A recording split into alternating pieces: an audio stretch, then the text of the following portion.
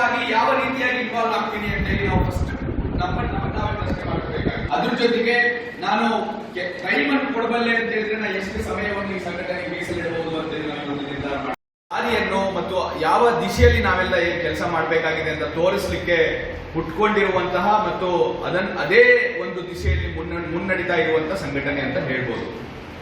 ವಿಶೇಷವಾಗಿ ಈ ರಾಜ್ಯ ಸರ್ಕಾರದಲ್ಲಿ ರಾಜ್ಯಕ್ಕೆ ಕಾಂಗ್ರೆಸ್ ಸರ್ಕಾರ ಬಂದ ಮೇಲೂ ಸಹ ಇಲ್ಲಿ ದೇವನಹಳ್ಳಿ ರೈತರ ಒಂದು ಹೋರಾಟ ಏನಿದೆ ಅದಕ್ಕೆ ಒಂದು ದೊಡ್ಡ ಬೆಂಬಲವನ್ನು ಸೂಚಿಸಿ ಇವತ್ತು ಆ ಭಾಗದ ರೈತರಿಗೆ ಭೂಮಿ ಸಿಗುವ ಹಾಗೆ ಮಾಡಿರ್ತಕ್ಕಂಥ ಒಂದು ಹೋರಾಟಗಾರರ ಹಿನ್ನೆಲೆ ಇರ್ತಕ್ಕಂಥ ಒಂದು ಸಂಘಟನೆ. ಅದ್ರ ಜೊತೆಗೆ ಇವತ್ತು ಒಳ ಮೀಸಲಾತಿ ಹೋರಾಟಗಳೇನೆಲ್ಲ ನಡೆದವು ಆ ಹೋರಾಟಗಳಲ್ಲಿ ನೀವು ಎಲ್ಲ ರೀತಿಯಲ್ಲಿ ಸಕ್ರಿಯವಾಗಿ ಪಾಲ್ಗೊಂಡು ಬೆಂಗಳೂರು ಮಟ್ಟದಲ್ಲಿ ಹೋರಾಟಗಳನ್ನ ಕಟ್ಟಲಿಕ್ಕೆ, ಹೋರಾಟಗಳನ್ನ ಬೆಳೆಸಲಿಕ್ಕೆ ಮತ್ತೆ ಅಲ್ಲಿ ರೂಪುರೇಷೆಗಳನ್ನು ತಯಾರಿ ಮಾಡಲಿಕ್ಕೆ ಹಲವಾರು ಚಿಂತಕರು ಮತ್ತು ಹಿರಿಯ ಹೋರಾಟಗಾರರ ಜೊತೆ ಸೇರಿಕೊಂಡು ಮಾಡಿರ್ತಕ್ಕಂಥ ಒಂದು ಸಂಘಟನೆ. ಅದರ ಜೊತೆಗೆ ಈಗ 1% ಮೀಸಲಾತಿಯನ್ನು ಅಲೆಮಾರಿಗಳಿಗೆ ಕೊಡಬೇಕಾಗಿದೆ.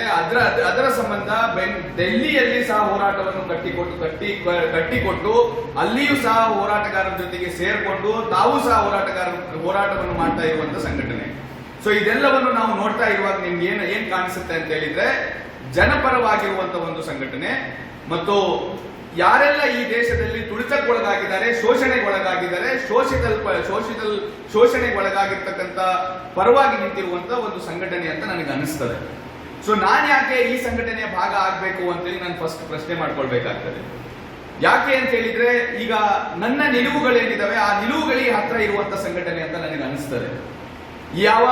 ಯಾರು ಈ ದೇಶದಲ್ಲಿ ಸಂವಿಧಾನವನ್ನು ರಕ್ಷಣೆ ಮಾಡಬೇಕು ಅಂತ ಹೇಳ್ತಾ ಇದ್ದಾರೆ, ಯಾರು ಈ ದೇಶದಲ್ಲಿ ಜನಪರವಾಗಿರುವಂತ ಕಾನೂನುಗಳನ್ನು ರಚಿಸಬೇಕು ಅಂತ ಹೇಳ್ತಾ ಇದ್ದಾರೆ, ಯಾರು ಈ ದೇಶದಲ್ಲಿ ಇಲ್ಲಿರ್ತಕ್ಕಂಥ ತಳ ಸಮುದಾಯಗಳಿಗೂ ಸಮಾನತೆಯನ್ನು ಕೊಡಬೇಕಾಗಿದೆ, ಸಮಾನ ಅವಕಾಶಗಳನ್ನು ಕಲ್ಪಿಸಿಕೊಡಬೇಕಾಗಿದೆ ಅಂತ ಹೇಳ್ಕೊಳ್ತಾ ಇದ್ದಾರೆ, ಯಾವ ಸಿದ್ಧಾಂತವನ್ನು ನಾನು ನಂಬಿದ್ದೇನೋ ಅದೇ ಸಿದ್ಧಾಂತವನ್ನು ಮುನ್ನಡೆಸತಕ್ಕಂಥ ಸಂಘಟನೆ ಇದಾಗಿರುವುದರಿಂದ ನನಗನ್ಸುತ್ತೆ ಈ ಸಂಘಟನೆಯನ್ನು ಬಲಪಡಿಸಬೇಕಾದಂತ ಶಕ್ತಿ ನಮ್ಮೆಲ್ಲರ ಮೇಲಿದೆ. ನಿಜವಾಗಿ ಇಲ್ಲಿ ಕೂತವರು ನಾವೆಲ್ಲರೂ ಬೇರೆ ಬೇರೆ ಸಂಘಟನೆ ಹಿನ್ನೆಲೆಯಿಂದ ಬಂದವರಾಗಿರ್ಬೋದು, ಬೇರೆ ಬೇರೆ ಹೋರಾಟಗಳನ್ನು ನಾವು ನಮ್ಮ ಜೀವನದಲ್ಲಿ ನಮ್ಮ ಇದರಲ್ಲಿ ಮಾಡಿರ್ಬೋದಾಗಿರ್ಬೋದು, ಬೇರೆ ಬೇರೆ ಪಕ್ಷಗಳಿಗೂ ಸೇರಿದವರಾಗಿರ್ಬೋದು. ನಾನೇ ಚಿಂತನೆ ಮಾಡುತ್ತೇನೆ. ಸೊ ದೇಶ ಏಕ್ ರಾಷ್ಟ್ರ ಏಕ್ ಭಾಷಾ ಕೇಳ್ತಾ ಇದ್ದೀವ ನಾವು. ಈ 15 ವರ್ಷಗಳಲ್ಲಿ ಇದನ್ನ ಕೇಳ್ತಾ ಇದೀವಲ್ಲ. ಒಂದು ರಾಷ್ಟ್ರ, ಒಂದು ಮತ, ಒಂದು ಭಾಷೆ, ಒಂದು ಧರ್ಮ, ಎಲ್ಲವೂ ಒಂದು. ಸೊ ಈ ಕಾನ್ಸೆಪ್ಟ್ ಇದೇ ಹೇಳುತ್ತೆ. ರಾಷ್ಟ್ರ ಅನ್ನುವಂಥ ಪದದ ಅರ್ಥ ಏನಂದ್ರೆ ಒಂದು, ಏಕತೆ.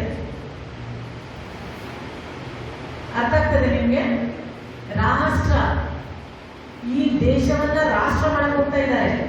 ಈಗ ನಮ್ದು ಏನಿದೆ ನಾವೇನಂತ ಕರಿತೀವಿ, ಭಾರತ ದೇಶ. ಸೊ ದೇಶಕ್ಕೆ ವ್ಯತ್ಯಾಸ, ದೇಶದಲ್ಲಿ ಏನ್ ವ್ಯತ್ಯಾಸ ಅಂದ್ರೆ, ದೇಶ ಅಂದ್ರೆ ಏನಂದ್ರೆ ವಿವಿಧತೆ, ವಿವಿಧತೆಯಲ್ಲಿ ಏಕತೆಯನ್ನ ಕಾಣುವಂಥದ್ದು ದೇಶ. ವಿವಿಧತೆಯಲ್ಲಿ ಏಕತೆಯನ್ನ ಕಾಣುವಂಥದ್ದು ದೇಶ. ಇದನ್ನ ಕಟ್ಟಿಕೊಡಲಿಕ್ಕೆ ಪ್ರಯತ್ನ ಪಟ್ಟಂತವರು ಈ ದೇಶದ ಪ್ರಮುಖ ಸ್ಥಾನದಲ್ಲಿರುವಂತವರು ಯಾರು? ಡಾಕ್ಟರ್ ಬಾಬಾ ಸಾಹೇಬ್ ಅಂಬೇಡ್ಕರ್. ಮತ್ತು ಅವರು ಎಷ್ಟು ವರ್ಷ ತಗೊಂಡು ಟೈಮ್? 2 ವರ್ಷ 11 ತಿಂಗಳು 18 ದಿನಗಳು ಮತ್ತು ಅವರ ಜೊತೆ 15 ಜನ ಮಹಿಳೆಯರು. ಯಾಕಾದ್ರೂ ಗೊತ್ತಿದೆಯಾ ಮಹಿಳೆಯರು ಸಂವಿಧಾನ ರಚನಾ ಸಭೆಯಲ್ಲಿ ಇದ್ರು ಅಂತ? 15 ಜನ ಮಹಿಳೆಯರಿದ್ರು. ಆ 15 ಜನ ಮಹಿಳೆಯರನ್ನೆಲ್ಲ ನಾವು ಬದಿಗಿಟ್ಟು ಬಿಡ್ತೀವಲ್ವಾ?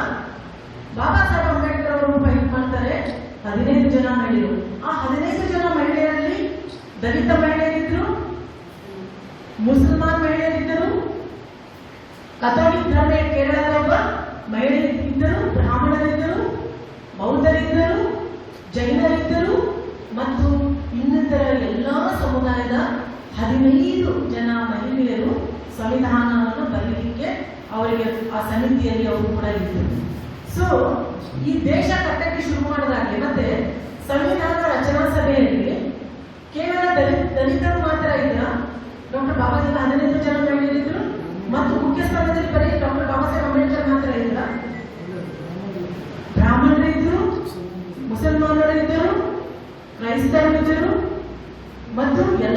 ಧರ್ಮೀಯರು ಅಲ್ಲಿ ಇದ್ರು. ಸೊ ಭಾರತ ಸಂವಿಧಾನ ಆಗುವ ಮುಂಚೆ ಏನಾಗಿತ್ತು? ಫಸ್ಟ್ ನಾನು ಹೇಳಿದ್ದೆ ಏನಾಗಿತ್ತು? ರಾಷ್ಟ್ರ ಆಗಿತ್ತು. ನೋಡಿ, ಅರ್ಥ ಮಾಡ್ಕೊಳ್ಳಿ, ರಾಷ್ಟ್ರ ಆಗಿತ್ತು. ಅದು ರಾಷ್ಟ್ರ ಆಗಿದ್ದಕ್ಕೆ ನಮ್ಮ ಮೇಲೆ ಯಾರೆಲ್ಲ ಆಕ್ರಮಣ ಮಾಡಿದ್ರು?